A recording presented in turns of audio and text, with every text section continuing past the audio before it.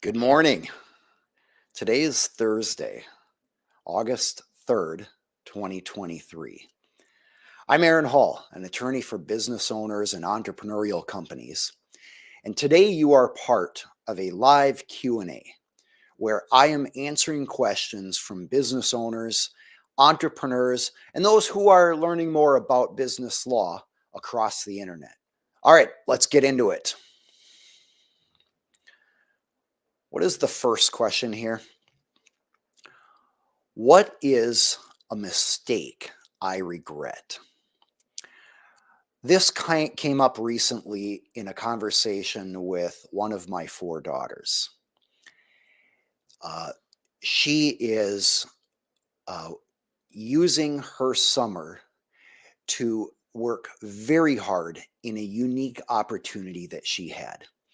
And we are talking about how exhausting it is and how challenging it is and how great it is that she's getting opportunities that she wouldn't normally get in a typical job. So I shared with her one of my great regrets. I had just graduated from high school. So I was 18 years old. And a missionary named Earl Kellum came through. He was from Mexico, but he was up in Minnesota speaking at a conference. And our family had invited him to stay with us. While he was there, the idea came up that he could use some help over the next 10 weeks, and he would be coming back. So long story short, I went to work with him in Iguala, Mexico. And in fact, we traveled through many other parts of Mexico while I was there for 10 weeks. It was an incredible opportunity. I spoke to a English class. I went on the radio. I had an opportunity to serve and build and paint, help people. It was just incredible meeting the people that were there and experiencing another culture in a way that rarely you get to experience, not as a tourist, but as a living with someone else who's living there and has been there long term. It was incredible. What do you think, though, that I did on my free days when I had an opportunity to take a break? Let's think about what I could have done. I could have gone to visit different parts of the town that I had never experienced before. Maybe different parks, maybe tourist centers, maybe businesses or the local market. I could have met with different people in different industries or in different leadership positions. Or I could have gone and just simply experienced some of what the town there had to offer. You know what I did though? And I'm just embarrassed saying this. They had satellite TV. And I remember spending a good portion of the day binging on satellite TV. And in particular, it was kind of a spy movie. I still remember it. I think it's called The Prisoner. I was fascinated by it. But I look back and go, wow, I had a full day to do whatever I wanted and to make the most of that time in another culture that's just so beautiful. And I had nothing to do. I had total free time. And I watched TV. I mean, that's something I could have done anytime. So my advice to my daughter was, don't waste the time. Make the most of it. Seize the day. Carpe diem, as the Latin phrase goes. You have a unique opportunity to be around the people you're with, in the culture you're in, with the energy you have, with the life that you have, with the time that you have. We can either squander it and waste it, consuming things, or we can take the challenge, do something new, do something exciting, go outside of our comfort zone, and create an experience that will live with us forever. Now, I'm grateful that I had incredible experiences on that trip, but I also Even from that night, I remember thinking, that was dumb. I can't believe I spent the whole day watching TV. I don't feel great. So, great lesson that I learned was make the most of every opportunity we have. Now, sometimes that means rest.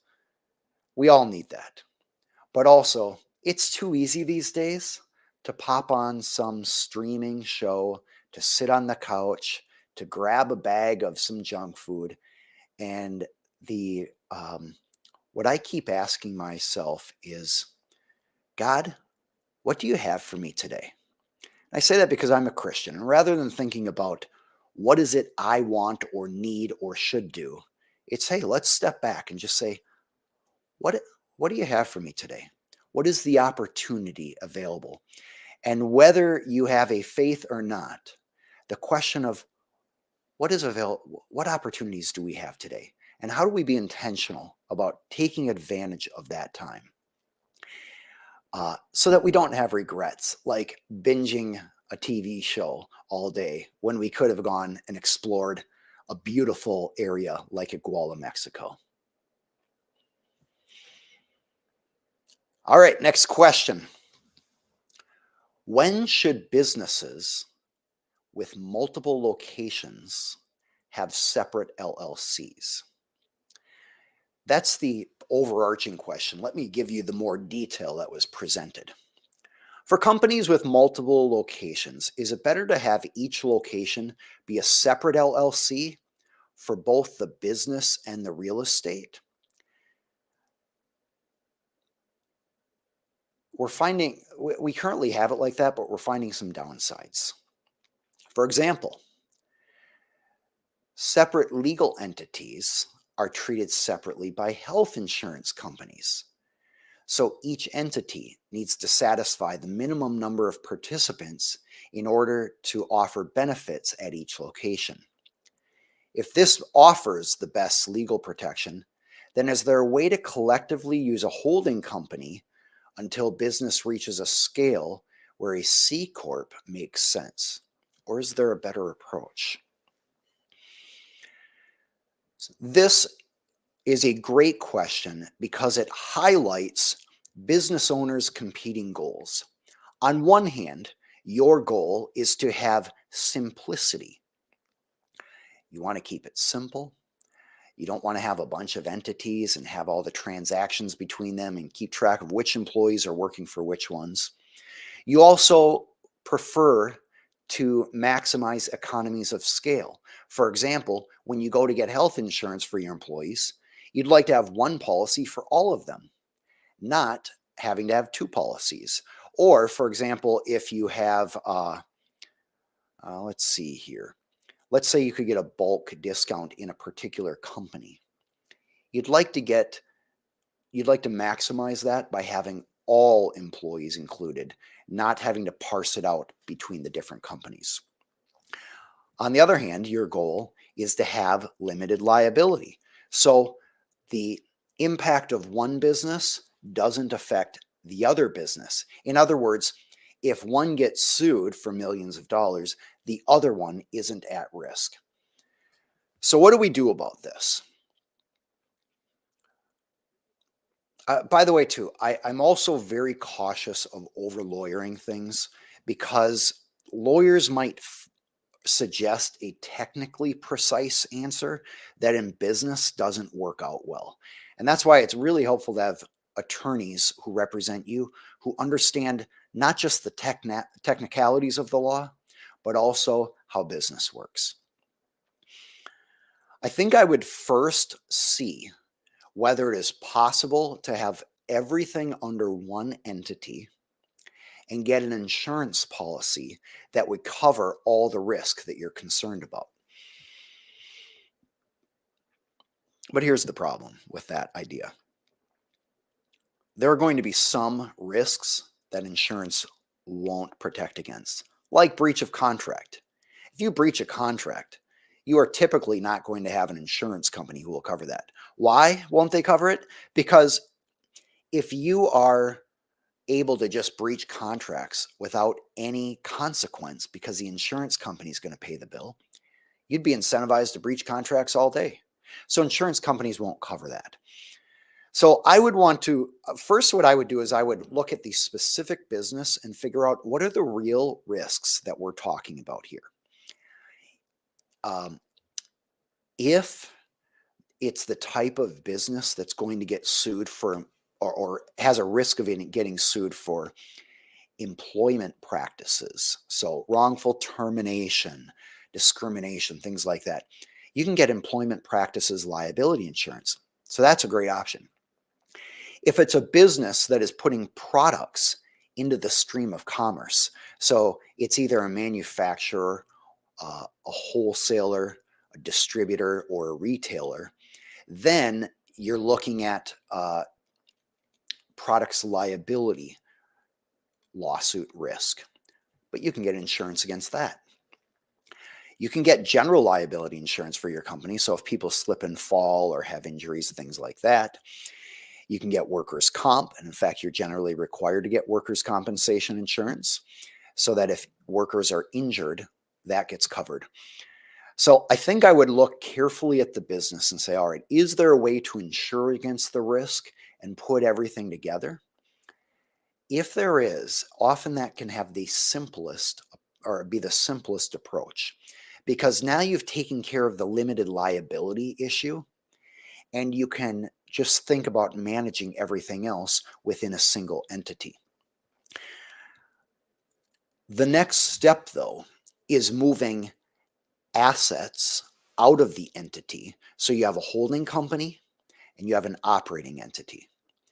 And the holding company owns all the real estate and the equipment and things like that. The operating company engages in all the activity, has the employees, has the contract, serves the customers, etc. And then there's a contract between the two so that the assets of the holding company can be used by the operating company. So that's another way to divide this. Instead of dividing it by location, you move the expensive assets into a holding company and you have the riskier operational activity in an operating company. Typically, the holding company is going to be an LLC.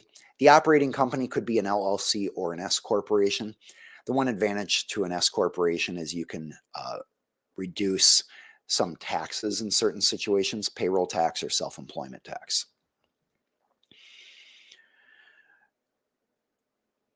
Depending on the size of the company, if this is a very large company, it likely does make sense to have separate entities for what otherwise would be called divisions of the company. Maybe it's separate locations or something like that. A 5,000 employee company, certainly that could make sense to separate out some of the entities, especially since they often have their own P&L anyway.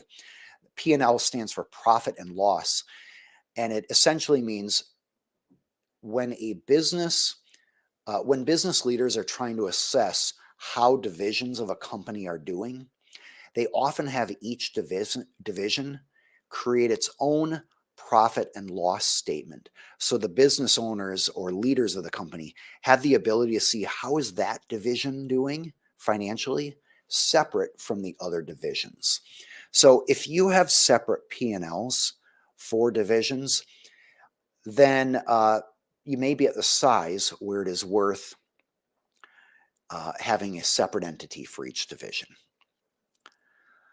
So, unfortunately, I didn't give you a clear yes or a no, but I've instead walked you through the process so that you can avoid liability as much as possible while ensuring some simplicity, minimizing over lawyering, and trying to maximize your buying power when getting health insurance for employees or fulfilling those minimum employee requirements when getting health insurance. There's an old joke that attorneys rarely say yes or no. They always say it depends. And this is one of those situations where it really depends on the circumstances, and you would be best served by working with an attorney in your state who can take the time to answer the questions that I just raised here, or the topics and factors that I just raised. Talk through those with you based on your situation and help you figure out what is ideally best for you. Next question. What is the reasonable person standard? You might have heard of this because whenever there are lawsuits, one of the legal tests that come up is what would a reasonable person do in these circumstances? And have you ever noticed that you can talk to a bunch of people and nobody agrees on what's reasonable? Especially when you talk about politics, whether it be President Donald Trump or President Joe Biden.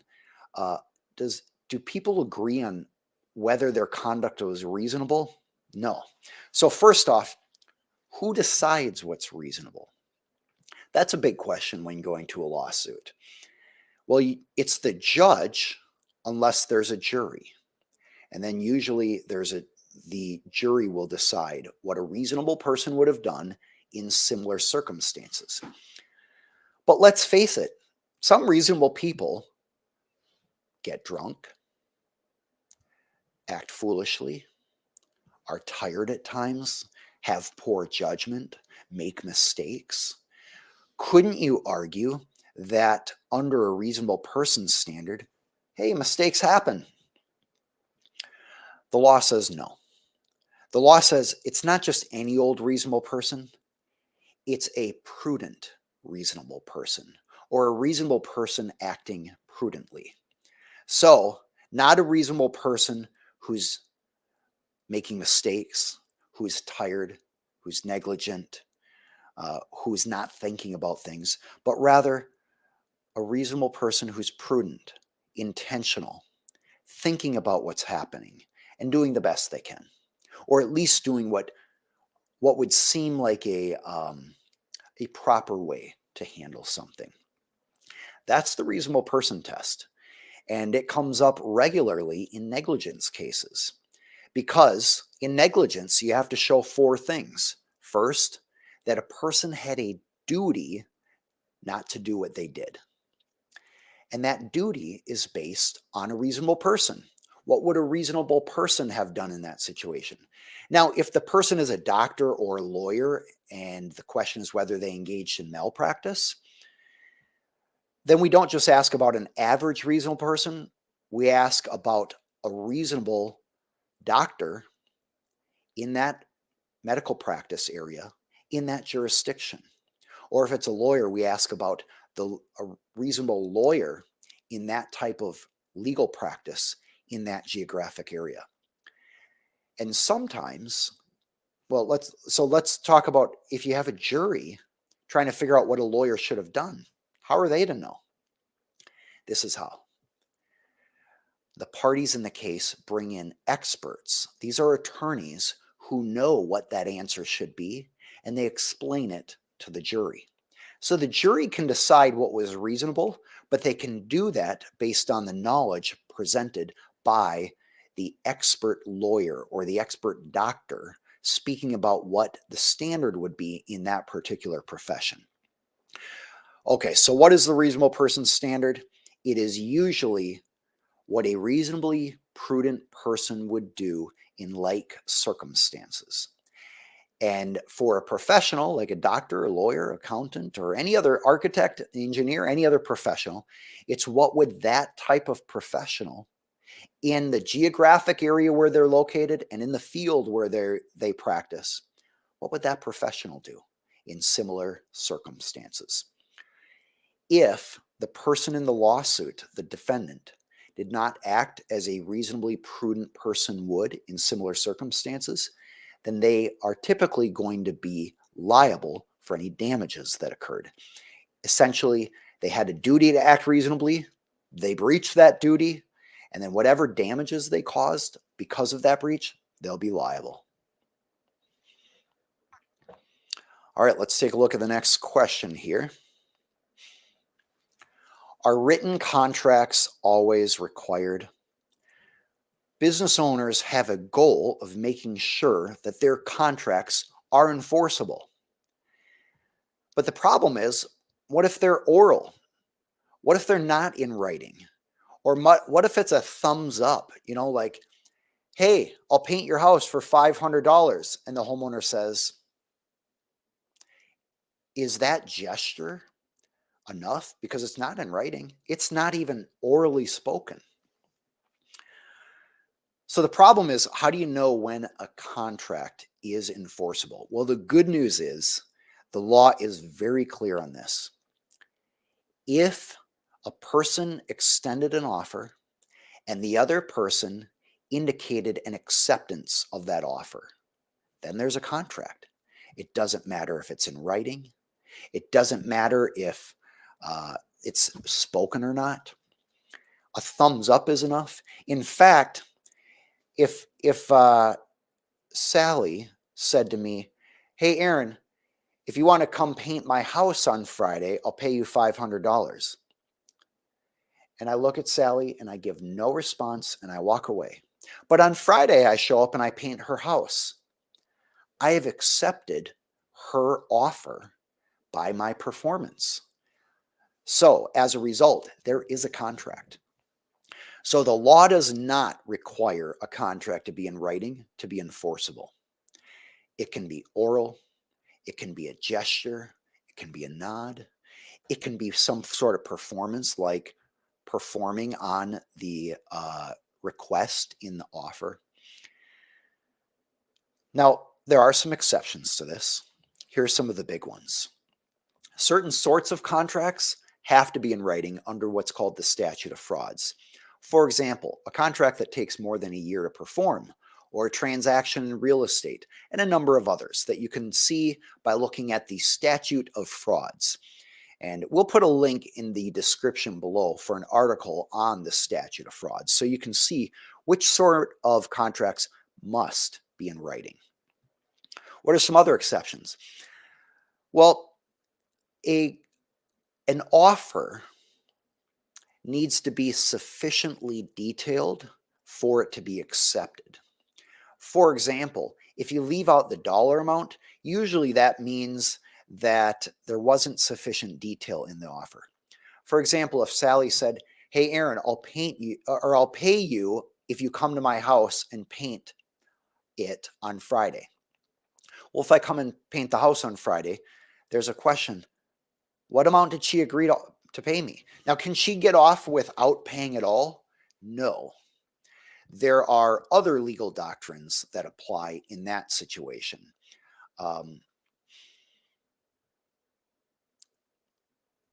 It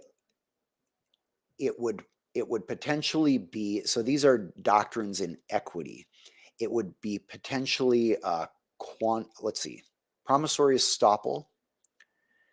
Quantum meruit is probably the most likely legal doctrine that would apply, because even though those are not a contract that's enforceable, under the equitable doctrine of quantum meruit, that's a Latin term, she'd still have to pay. Quantum meruit, quantum means quantity, or the volume or quality, but generally quantity, that's what quantum means. And meruit means the value or the merit of what's provided. So whatever the value of the paint job is that I provided, that would still need to be paid. But there are scenarios where even if the price is missing, the contract would still be enforceable. So not under quantum meruit, but it would be an enforceable contract. Here's an example. Let's say pork bellies trade on a public, the price of them is listed on a public exchange or index. So everybody knows what pork bellies are every day. And we're talking about the bellies of pigs. But I'm using this example because it's real. Pork bellies are traded on a daily basis, and there's some standard pricing around that. So if I said, "Hey, if you deliver 1,000 pork bellies to me on Friday, I will pay you," and the person delivers 1,000 pork bellies, well, the price is known because it's a publicly listed price. So it wasn't important in that scenario for the price to be communicated in the offer, because it was essentially known or implied through the offer. So you have to have sufficient detail for an offer to be accepted by another party. There are some other exceptions where an offer would be accepted, but the contract would not be enforceable. There might be some other issues there. They're more minor examples. I'll give you one example.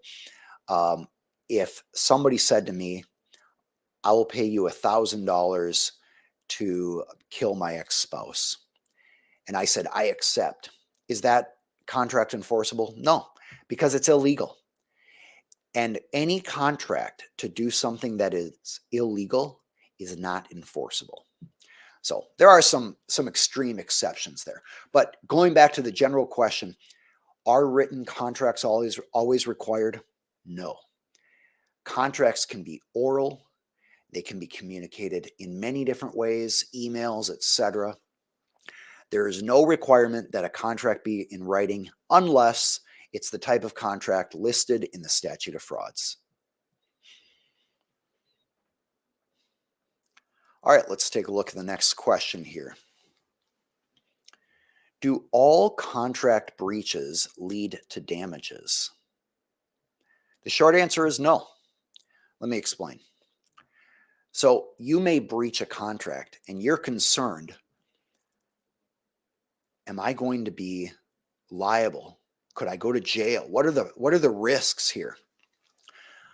Occasionally I've counseled clients at times where they're wondering whether they can breach a contract, and there are no possible damages from that breach. And so the answer is, even though it's technically not legal to breach the contract, there would be no damages to the other side. And so there would actually be no harm. What's an example of this?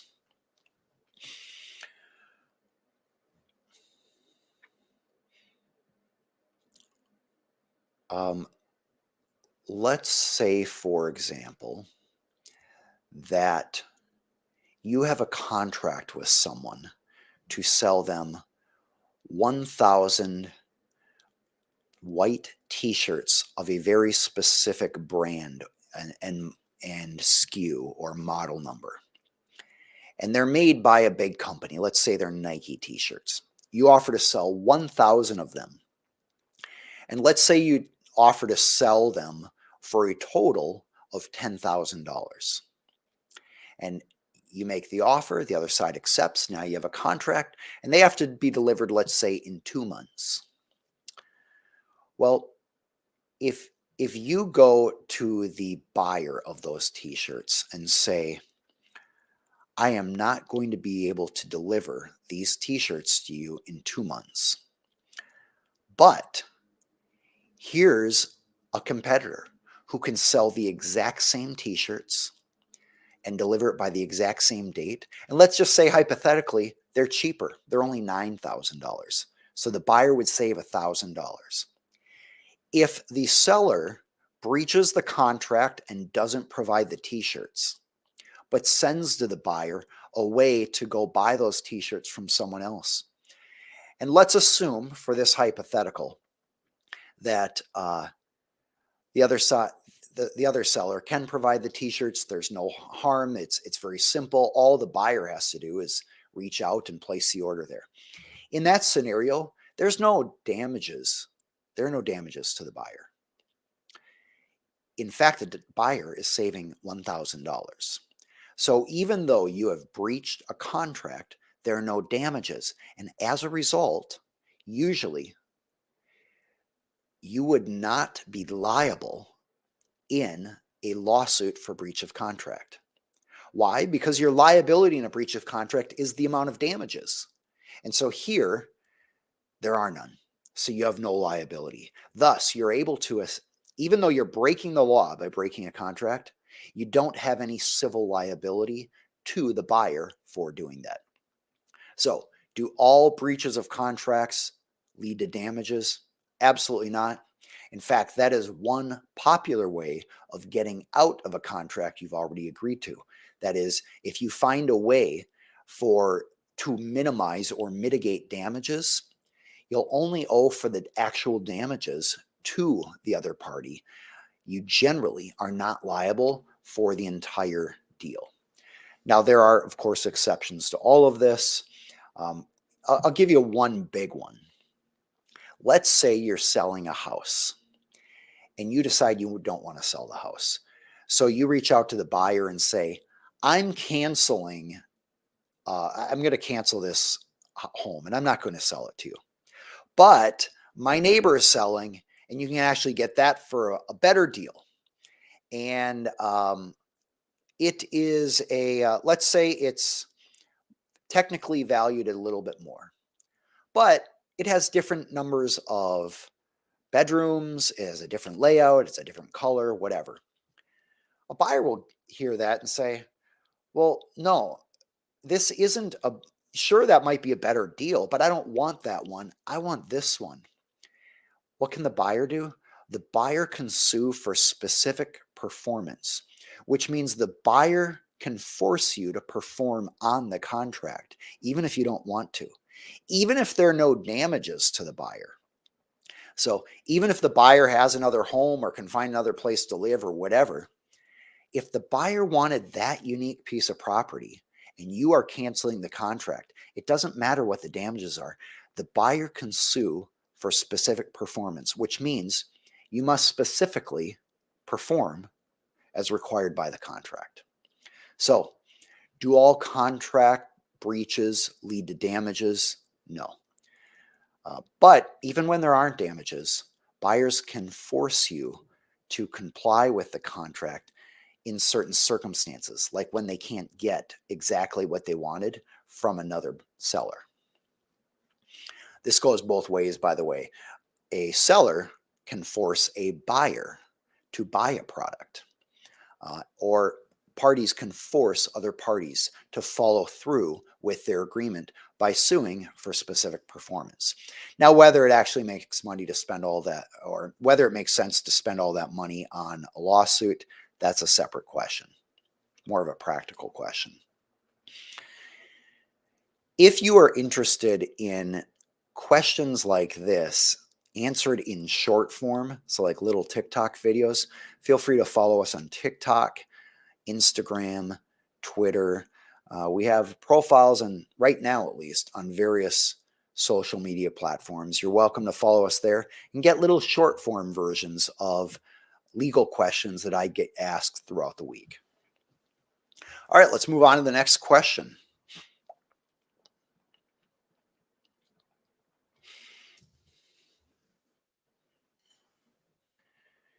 Is it safe to use a logo without registering a trademark? Well, I think it depends. And I understand the goal here is to have a logo that nobody else can use and not have to spend the time and money actually registering a trademark. Let's talk about what you get immediately from an intellectual property perspective when you use a logo. You get two protections. You get a common law copyright protection, because by creating any design, as long as it's unique, there's some degree of creativity involved. You have a copyright in that. Nobody else can copy that. The problem, though, typically is that it's not that somebody else saw your logo and copied it. It's that they independently came up with a similar looking logo in your industry. Like, for example, let's say you sell chicken coops, and you either have a picture of a coop, or maybe you have a chicken head or the outline of a chicken, whatever it is. And maybe you even used a free image on Canva or somewhere else, and you might have tweaked it a little bit.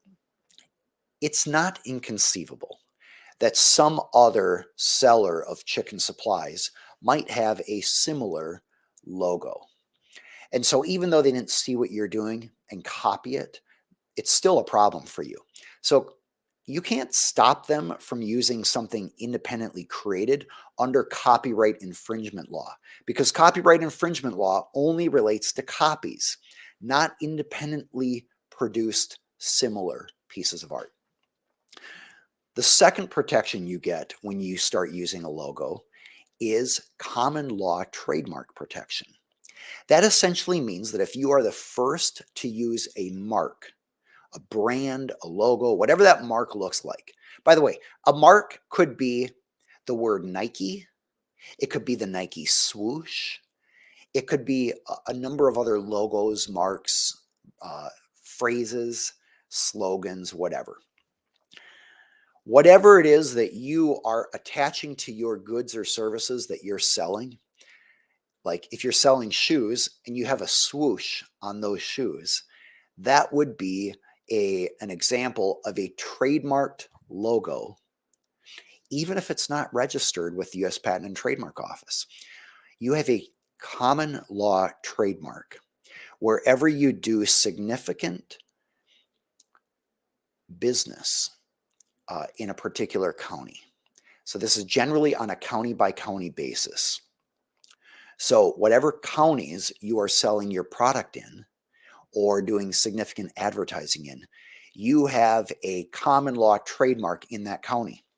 As long as you're the first one to use that, which means nobody else can come along and start offering a mark that's confusingly similar to yours.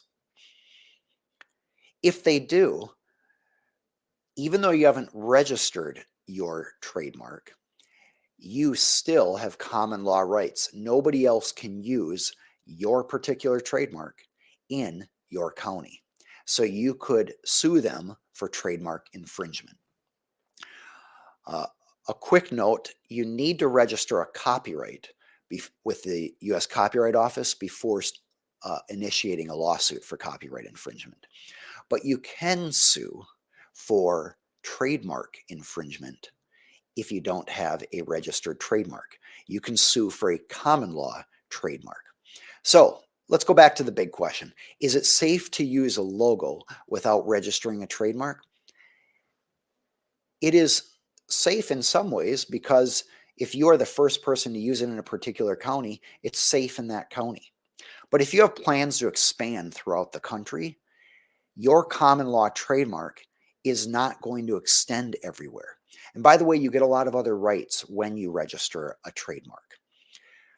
One of those is often you have the right to recover your attorney's fees in the lawsuit, not just the damage from them infringing your trademark rights. So, is it safe? I'd say it's quasi-safe. It's at least safe in the county where you operate. But if you want nationwide protection, that's where registered trademark is going to be important. Let's say, though, you are a salon, or let's say you are a fitness center where people can work out and you have classes. It's so geographically located, you might decide, well, money is tight in the beginning. I'm not going to do a registered trademark. But down the road, it might make sense to do that when you have enough money. One of the other reasons is if some other fitness gym or some other hair salon in another state decides to go get a federal registered trademark for something that's similar to yours, if you're already registered, you're on file, you already have nationwide rights, and often your registration will trigger a conflict with their application for a registration. So by getting that registration in the US Patent and Trademark Office database, you can deter others in other states from seeking registration or even using trademarks that are confusingly similar to yours. All right. Let's take a short break. I'm going to do a 2-minute break and I'll be right back and I'll keep going with your questions.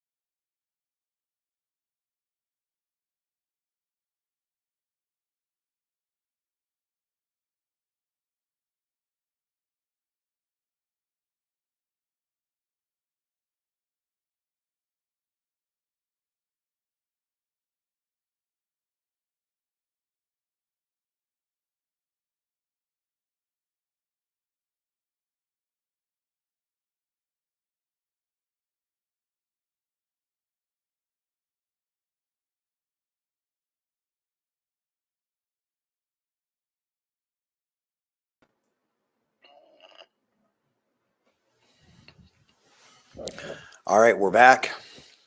More legal questions from business owners.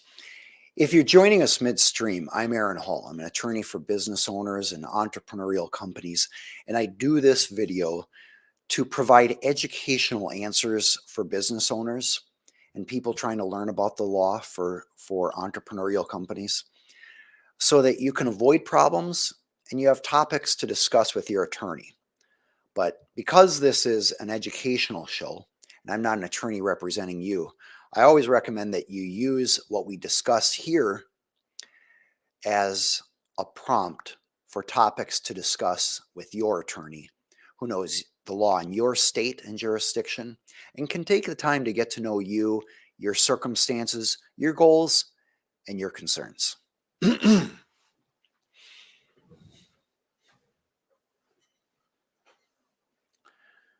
Let's cover the next question. Once registered, is a trademark protected globally? The short answer is no. Business owners who want global protection need to get a registered trademark in every jurisdiction where they want to enforce those trademark rights. If you don't do that, you might have full trademark rights in the United States, for example, but you wouldn't have them in the UK. You wouldn't have them in China. You wouldn't have them in any other country. I understand that it can be quite expensive to get global trademark rights. And of course, some countries don't have a reliable trademark system in place. But what I recommend is if you need trademark protection in another country, you should work with an attorney in that country or an attorney who's experienced and has a network of attorneys in those countries and can get international trademark protection.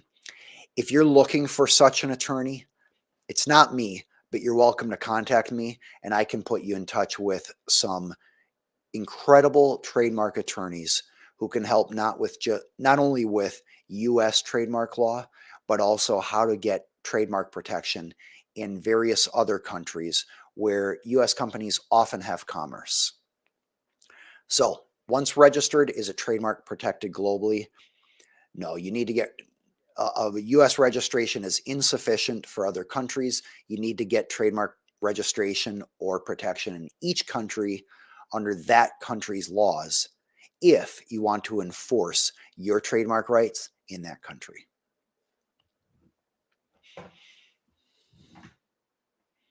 All right, let's cover the next question here.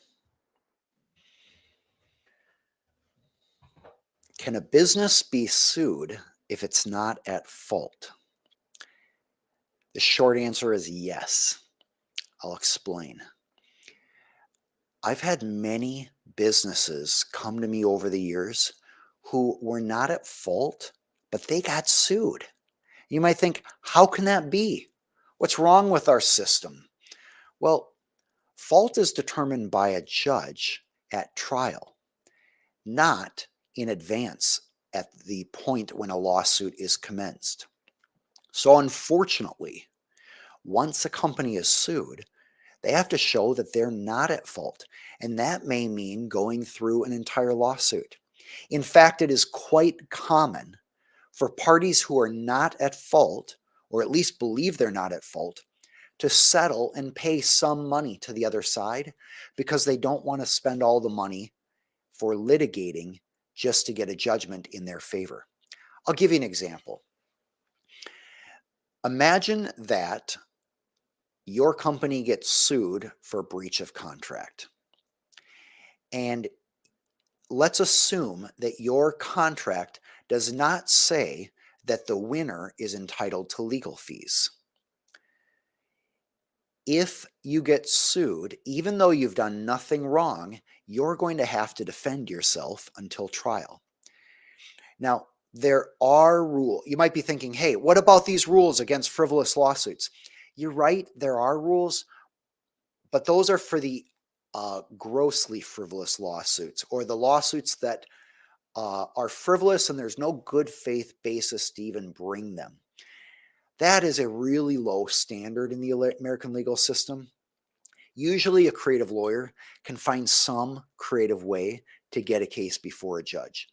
And so, unfortunately, frivolous lawsuits, meritless lawsuits, often proceed because they fulfilled the legal requirement to move forward and not be dismissed once they're immediately filed.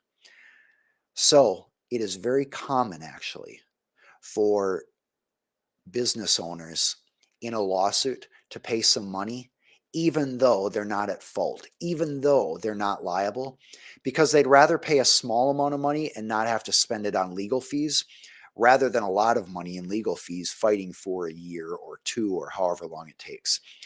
These days, a lawsuit can cost, on average, for a small business, anywhere from $60,000 to $200,000, I'd say, on average.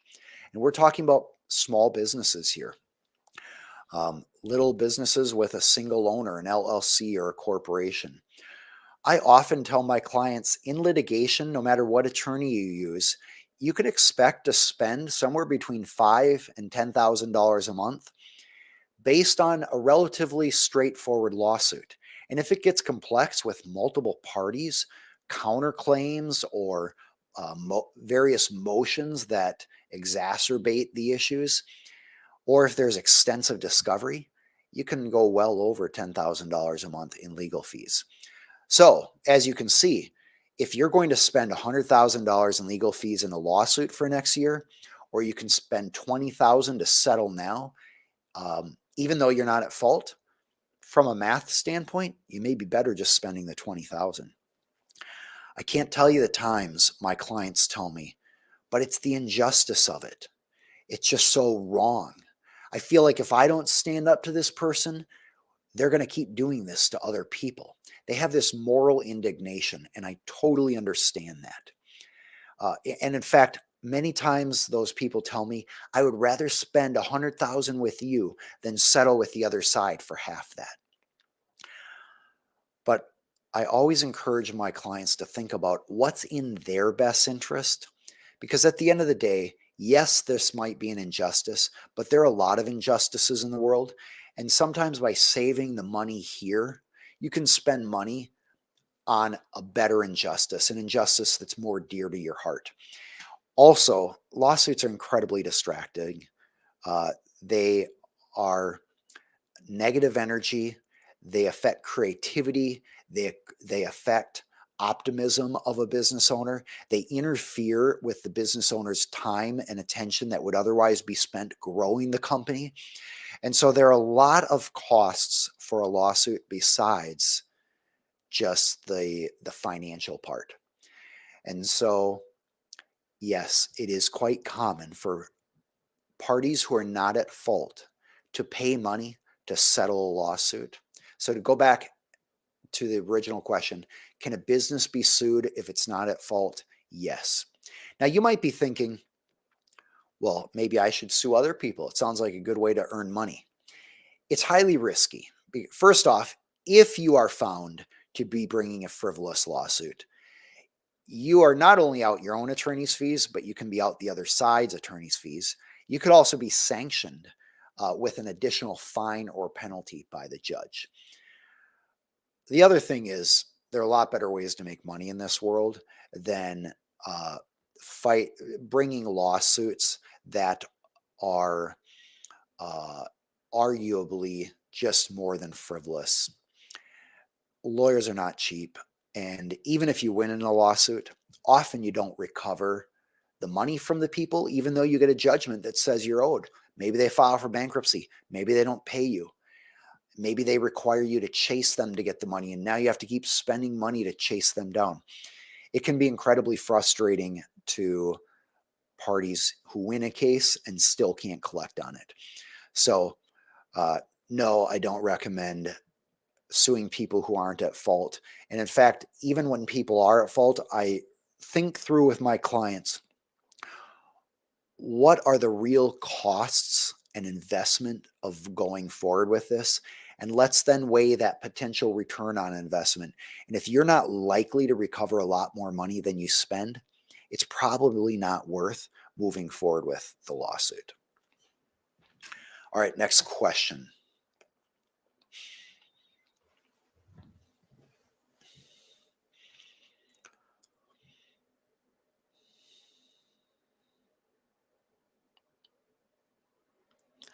Are all businesses liable for employees' actions? Generally, the answer is yes. If the employee does something that is within the scope of employment and does something wrong, then the business is liable. Now, if the employee did it at night, after hours, on their own time, usually the business won't have liability there. But there's an adjacent question. When are business owners liable for employee misconduct? So we're not talking about the business here, because the business is usually liable for anything its employees do in the job. That's under the legal doctrine of respondeat superior, which is a Latin term that means the superior is responsible, or the company is responsible for what its agents or its employees or its contractors have done within the scope of their duties. But when is the business owner personally liable? Well, I've touched on some of this before. A personal guarantee. If you sign a contract that says you accept personal liability, obviously you're liable. I've also talked in the past about the doctrine of piercing the veil. And we'll drop a link into the comments right now about that. In fact, let me just drop that in right now. Here's a little link on piercing the veil. So you can check out that article if you're interested. We'll put that in the description section below. But there's another practical time when business owners can be liable for their employees' misconduct. That is, if you have a bank loan which holds you personally liable, and that bank loan is being used to fund the debts of the business, then even though you may not be directly liable for the debts of the business, if you're essentially borrowing money from your line of credit with the bank and you have a personal guarantee there, you're going to have some liability there. And now finally, this is probably the most important way that business owners can be liable for their employees' misconduct. And I'm talking about personal liability. If you are an owner who is managing the employee, you can have personal liability for negligent hiring of that employee and negligent supervision of that employee. And those categories are kind of put into the same bucket, because if you didn't hire someone carefully, like say, for example, you hired a known sex offender to drive a school bus, that's a perfect example of negligent hiring.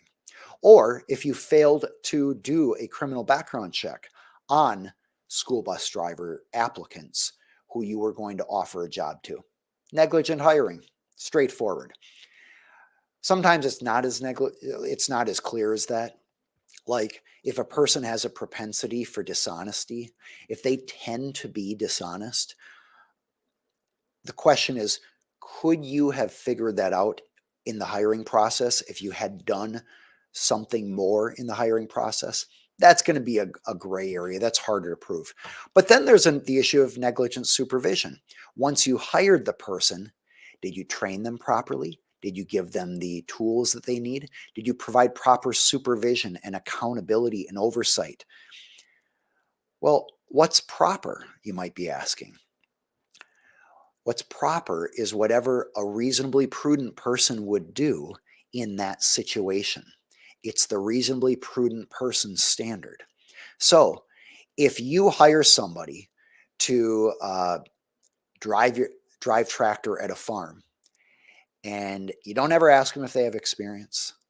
You don't ever show them how to use the tractor. And then that person drives that tractor and accidentally runs over somebody because they don't know how to operate the equipment properly. Can you be liable for negligent supervision? Absolutely. Because a reasonably prudent person would not let someone take the keys to a tractor without making sure that they had the proper experience, credentials, and qualifications to use that sort of equipment. So, because you are not just the owner of the company, but here you're in a managing role, you can be personally liable for negligent supervision.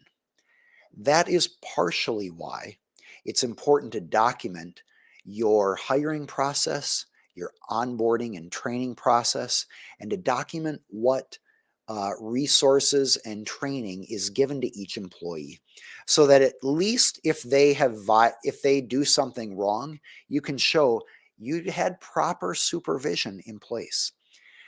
This whole area of negligent supervision is often not understood by business owners.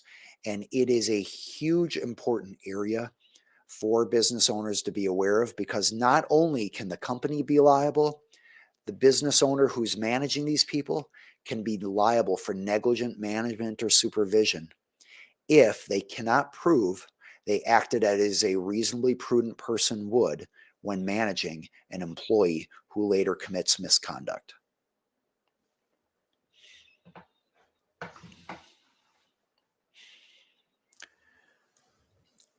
Does a business name registration guarantee exclusivity?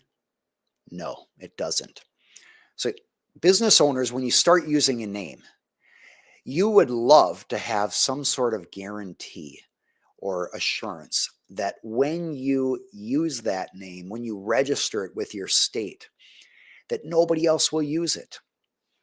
And this is a big common misconception, because you might think to yourself, well, if I register that name with my state, nobody else can use it.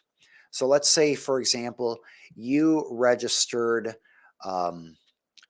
Red Robin's Roof Repair, LLC. And I just made that up on the fly here. I don't know where that came from. Red Robin's Roof Repair, LLC. Nobody else has that registered with the state, so you might think you have exclusive right to it. The problem is you don't, because registering a business doesn't give you trademark rights. Business registration law is entirely independent from trademark law. And the question of whether you have exclusive rights to use a name or a brand is decided by trademark law, not business name registration with the state. The state will let you register all sorts of trademark names.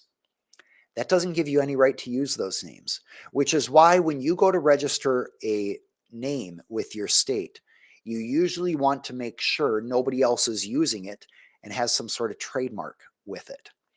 You can do that formally by hiring an attorney who will do a full trademark search and determine whether there's any risk with you using a name. Or you can use the cheap option, which is just try to Google it and see if anybody else has a similar name. Google isn't perfect, but it's free, and it usually can get you 90% of the way there. It can especially help you find if somebody is using a similar name. Although, obviously, just because a name doesn't show up in Google doesn't mean nobody else is using it. But these days, it's a pretty good way to figure it out. So let's recap. Does a business name registration guarantee exclusivity? Absolutely not. Business registration has nothing to do with whether you have a right to use a name or a slogan or any other mark. It is trademark law that determines if you have a right to use a business name, not whether you can register it with your state.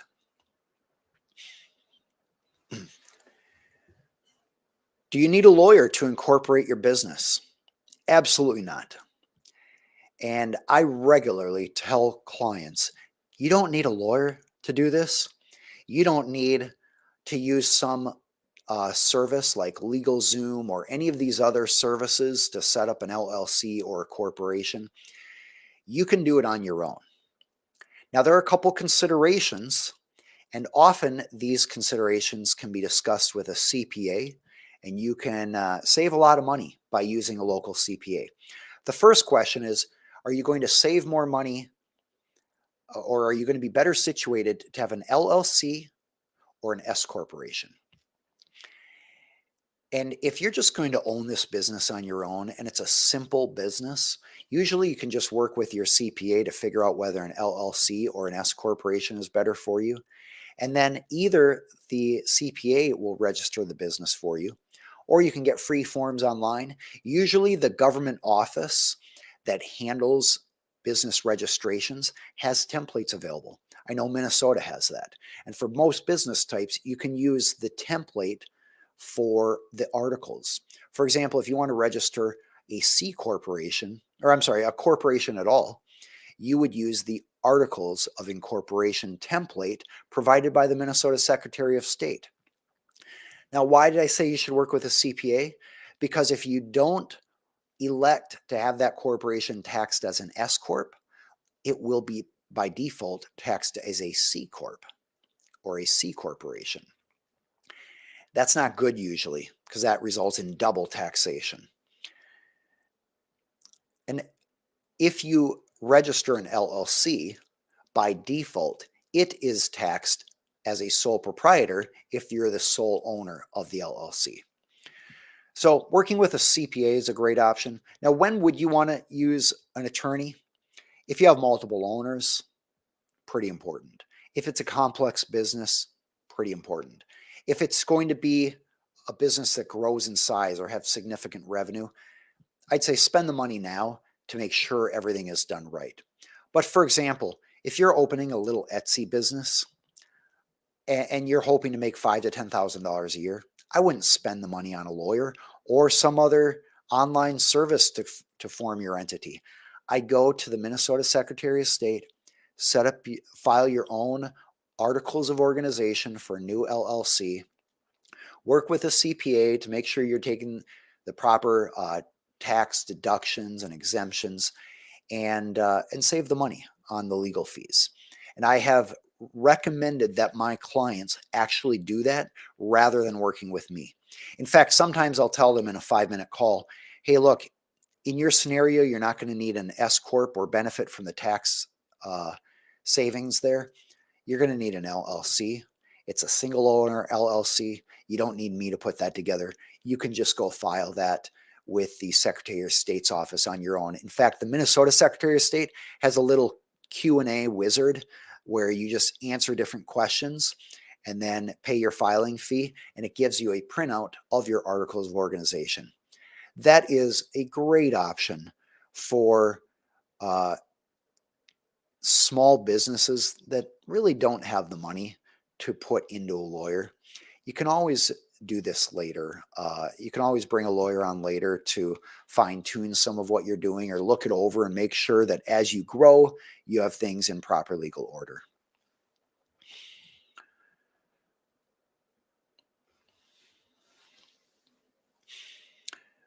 Next question. Does doing business have a, let me say this again. Does doing business as a hobby provide legal protection? Well, this question could probably be taken a couple different ways. If you have a hobby that you're calling a business, so like let's say, for example, you have some horses. You love riding horses, and you want to be able to deduct on your taxes all expenses related to these horses, their feed, their shots, the veterinary bill, the other equipment and supplies that you need. Well, in a horse business, you're entitled to deduct those expenses, but in a hobby, you're not. So what's the difference between a hobby and a business? Well, the IRS says generally a business needs to make money, and it needs to do so within a few years. So if your horse business only has the speculative possibility of making money someday when you sell those horses, or maybe they'll win a race someday, or maybe you'll get paid some fees for their services. That is not going to pass the IRS test for characterizing your horse business as a business. It's going to be a hobby, and that means the expenses are not tax deductible. So one thing the IRS looks at is it actually going to make money? Now, there are a lot of horse businesses that make money, and they're very clearly businesses. But that's a common area where the IRS has a little extra scrutiny because horses are so wonderful. They understand they're also expensive, and they understand that people would love to be able to deduct on their taxes expenses related to horses.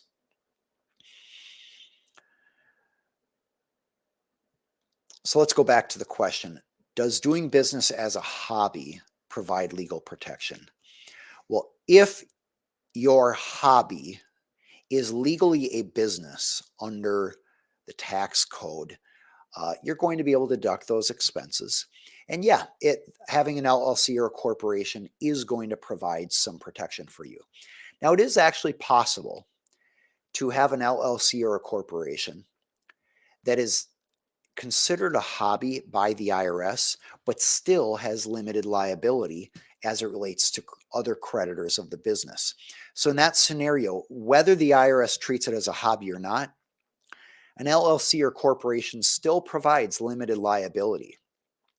Now, there are all the exceptions that I've talked about in other videos. Piercing the veil. We talked about negligent hiring and negligent supervision, personal guarantees, etc. But as a general rule, a hobby run through an LLC or a corporation still has those limited liability protections that a standard LLC or corporation would have.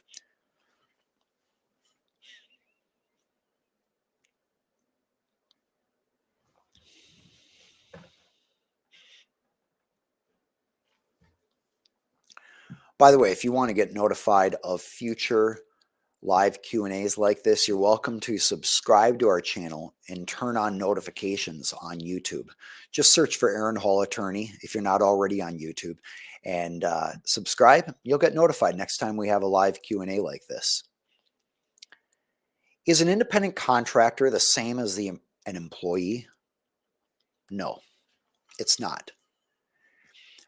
Business owners would love to classify every worker as an independent contractor. Why? Because it saves them money on taxes, and they don't have to deal with all the rights of employees.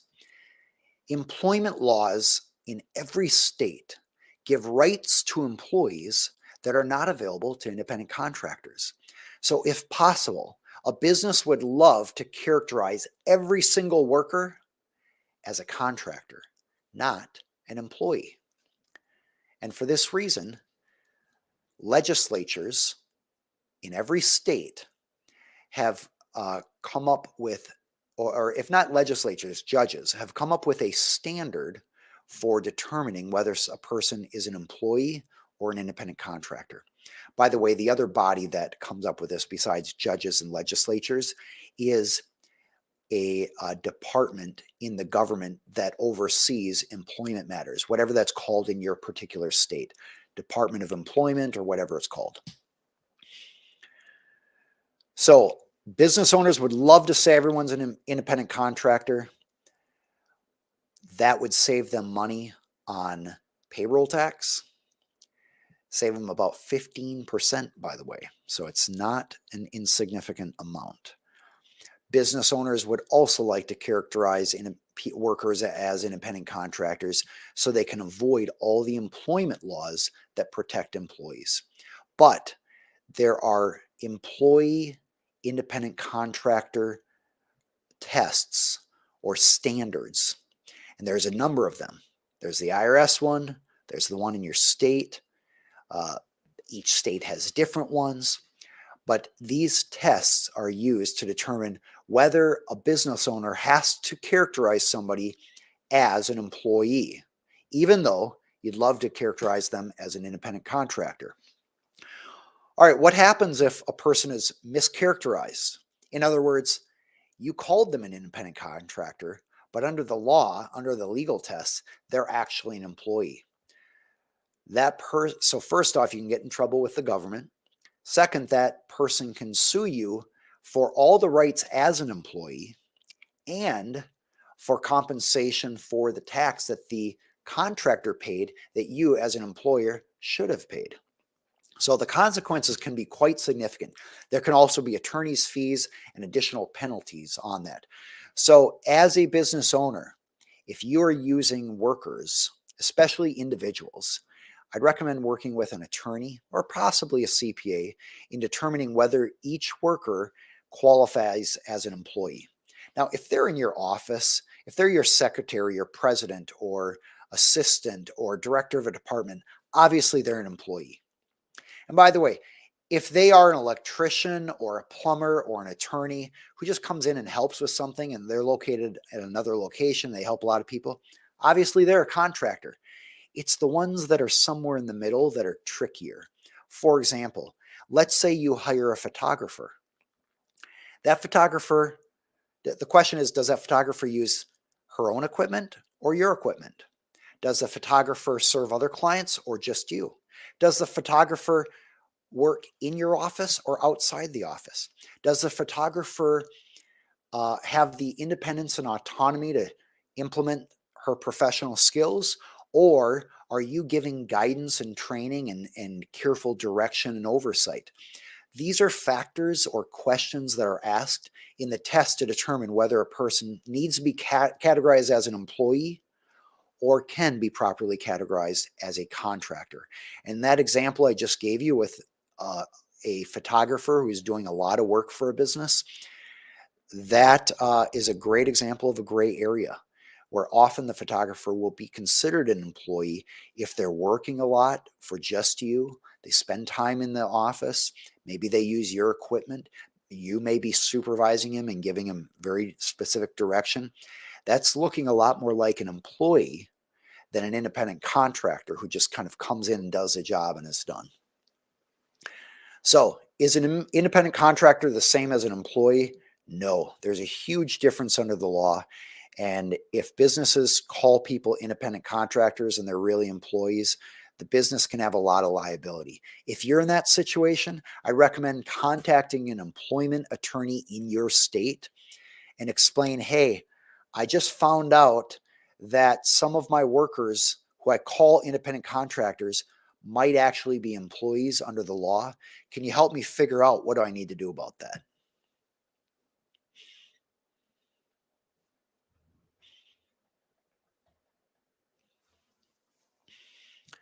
By the way, if you are thinking, I wish I had access to some educational content like this that was specifically geared to help business owners avoid these problems in advance rather than trying to solve them after the problems arise, you can sign up at aaronhall.com/free to get on my free mailing list to get exclusive educational videos that help you avoid these sorts of problems. There's no cost involved. It's just a public service to help people find more valuable, relevant information to avoid legal problems and try to increase the likelihood of success in your company.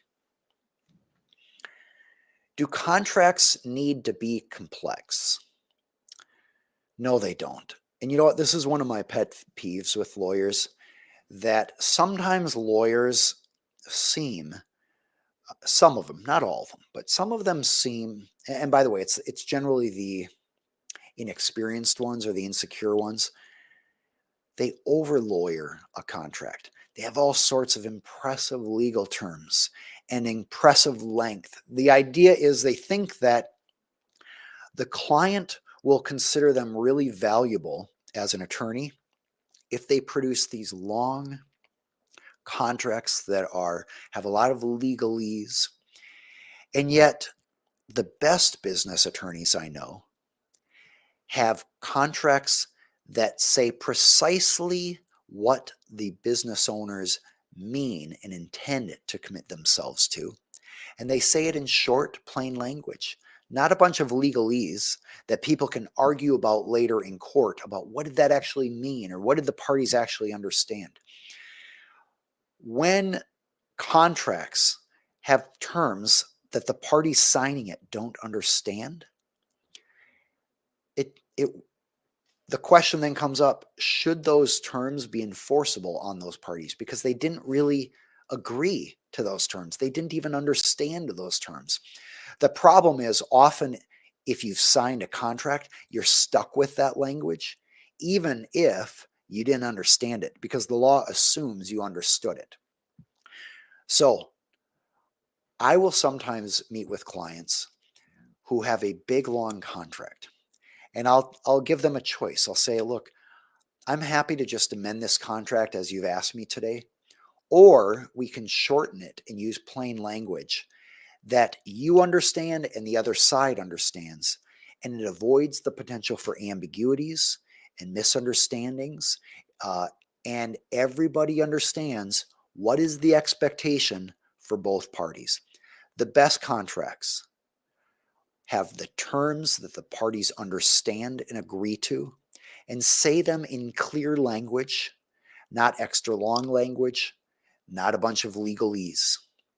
It's clarity of expectations that creates a great contract, at least in my opinion. And that is based on what I have seen from judges interpreting cases and lamenting how convoluted the legalese is in many of these contracts.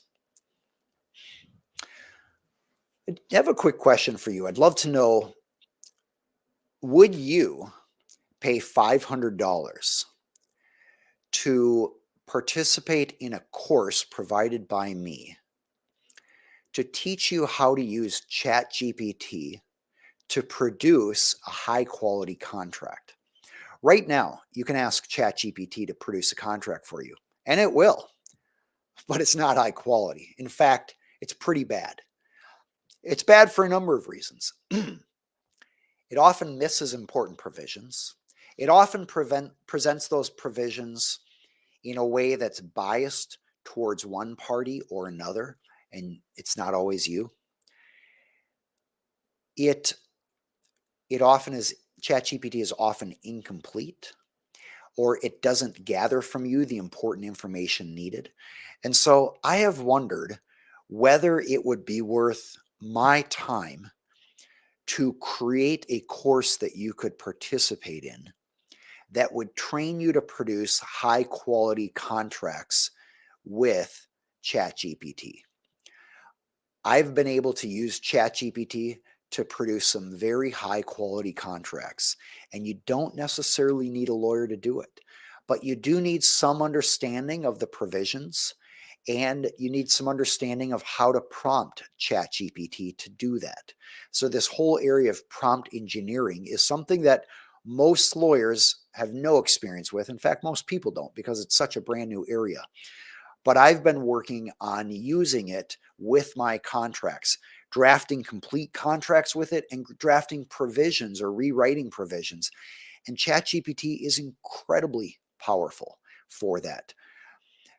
Now, I'd still recommend running any contract by an attorney, but I've thought there may be law students or attorneys or business owners who would find this sort of skill helpful. And the minimum cost for something like this would be $500. And I'm just curious if you'd be willing to add in the comments, would you pay $500 to get that sort of training so you could generate quality legal contracts for a variety of circumstances or transactions?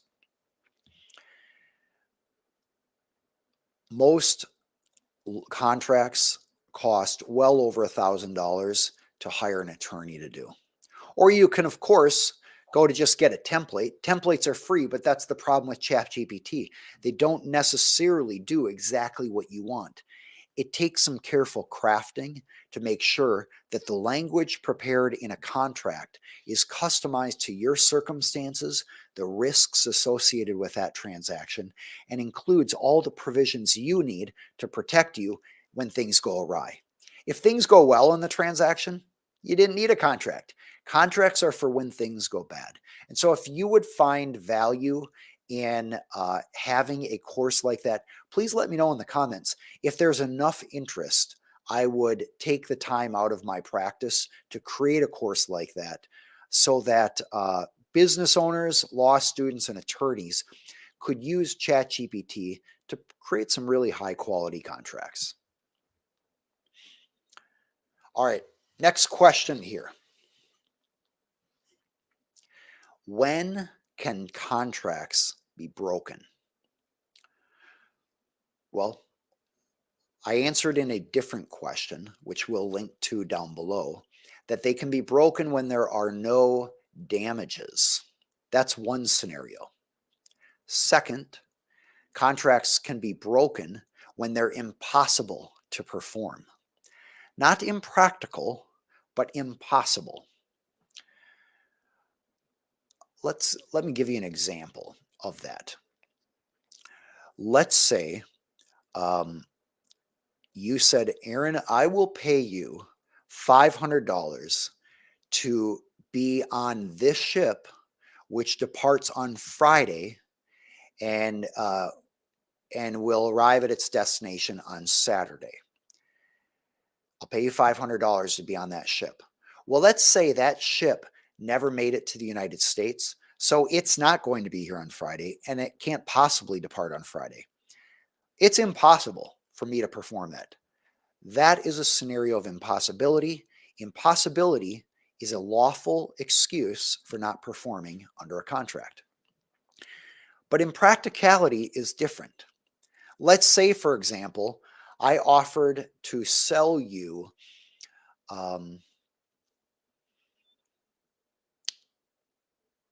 4 electric bikes for $1,000 a piece, so a total of $4,000. And I did that based on my belief that I could get those same bikes for $700 a piece.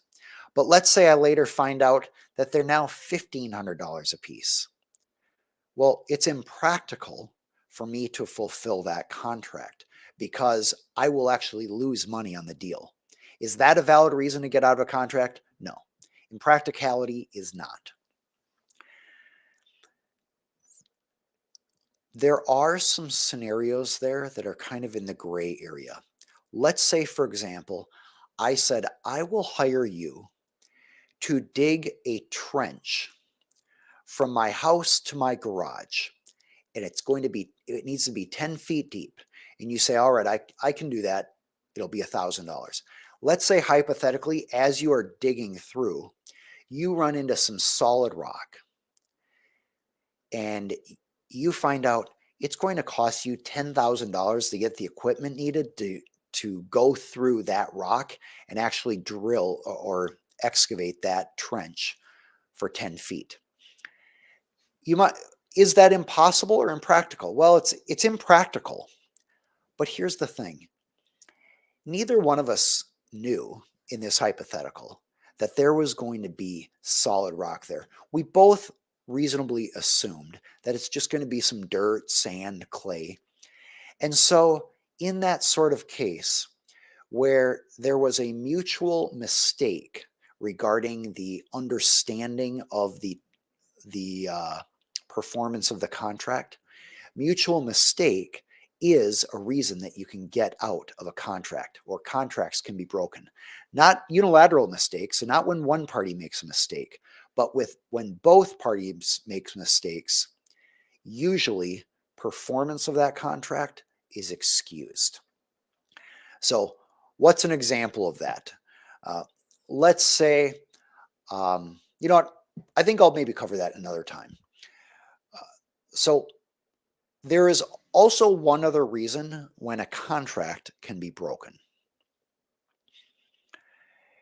If the other side materially breaches the contract first, then you don't have an obligation to perform your part of the contract. I'll give you an example. Let's say the contract says, if you pay me $1,000, I will give you 10 t-shirts. And let's say you had to pay me the $1,000 on Thursday, and I give you the 10 t-shirts on Friday. Well, if you don't pay the $1,000 on Thursday, I don't still have to perform and give the t-shirts on Friday. You failed to do what was at the heart of the agreement. Your essential obligation in the agreement was to pay me money for those t-shirts on Thursday. And if you didn't do that, I'm relieved from having to give you the t-shirts on Friday. But let's say you gave the payment of $1,000 on Friday morning at 5 a.m. instead of on Thursday. Then the question was, well, was that really a material breach?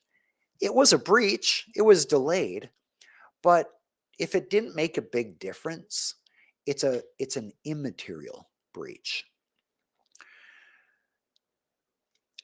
Sometimes contracts have a clause which goes like this: time is of the essence. That is a magic legal phrase, which means you must pay exactly by the time required, or you must perform exactly at the time required. And if you're even a little late, it's a material breach. But if a contract doesn't have a time is of the essence clause, then a slight delay in performance is usually considered an immaterial breach, or the type of breach that doesn't matter much. So the other side is not excused from performing. Let me give you an example of one more material breach. Let's say that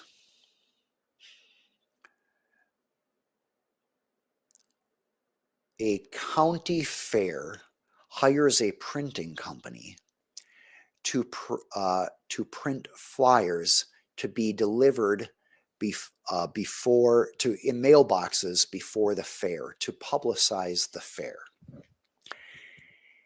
And let's say that the flyer has a really big mistake on it.